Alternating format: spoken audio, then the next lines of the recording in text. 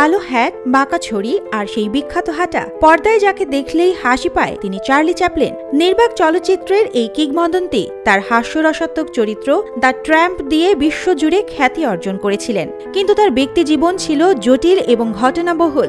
4টি বিয়ে, প্রেমের জটজালে জড়িয়ে থাকা জীবন আর একের পর এক বিতর্কে জড়ানো ছিল তার নাম। চ্যাপলিন তখন খ্যাতির শিখরে। সে সময়ে তার জীবনে আসেন কিশোরী অভিনেত্রী মিলড্রেড হ্যারিস। 1918 সালে মাত্র 16 বছর বয়সী মিলড্রেডকে বিয়ে করেন 29 বছর বয়সী চ্যাপলিন। বিয়েটা ছিল তাড়াহুড়ো করে নেওয়া সিদ্ধান্ত, যা দীর্ঘস্থায়ী হয়নি। 1920 সালে তাদের বিচ্ছেদ হয়, তবে এই সম্পর্ক চ্যাপলিনকে ব্যক্তি জীবনের এক নতুন রকম জটিলতার সঙ্গে পরিচয় করিয়ে দেয়। এরপর আসেন লিটা গ্রে। দ্য কিডস সিনেমার সময় তাদের পরিচয়। এখানেও বয়সের তফাৎটা ছিল চোখে পড়ার মতো। লিটা ছিলেন 16 আর চ্যাপলিন 35। 1924 সালে লিটা গর্ভবতী হওয়ার পর তারা বিয়ে করতে বাধ্য হন।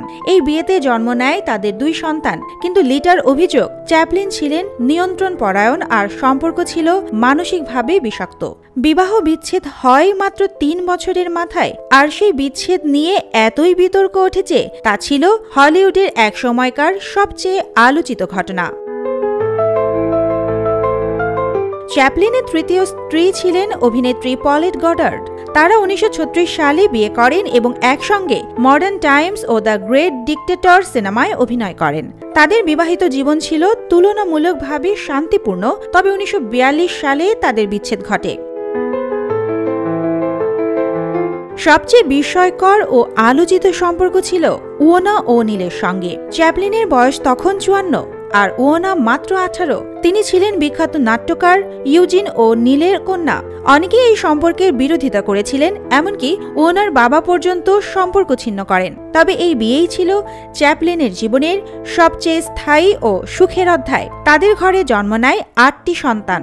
চ্যাপলিনের জীবনের শেষ দিন পর্যন্ত ওয়েনা তার সঙ্গে ছিলেন সায়াসঙ্গীর মতো। চার্লি চ্যাপলিনের প্রেম ও বিবাহের এই অধ্যায়গুলি তার জীবনের জটিলতা ও বৈচিত্র্যকে তুলে ধরে। পর্দার হাস্যরসিক চরিত্রের পেছনে ছিল এক গভীর, সংবেদনশীল এবং জটিল মানুষ, যার জীবনের গল্প আজও মানুষকে আকর্ষণ করে। সুবর্ণা মেইজাবিন, দেশকাল নিউজ।